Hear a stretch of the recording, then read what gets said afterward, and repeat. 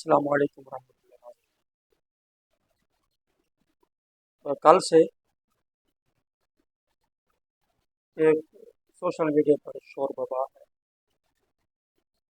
Doctor Affan قیصر ایک YouTuber ہیں، social media پر ان کے اکاؤنٹس ہیں۔ انہوں نے موسم گرما کی سمجھ لیں اللہ کی سوغات تو بہترین پھل متیرا واٹر میں،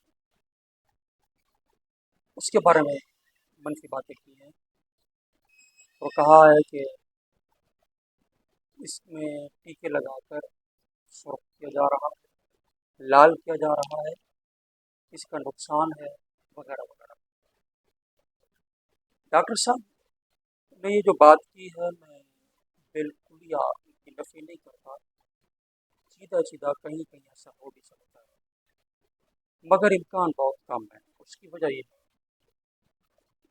کہ یہ موسمی پھل موسم میں آیا ہے اور موسم میں پھل پک جاتا ہے، تیار ہو جاتا ہے۔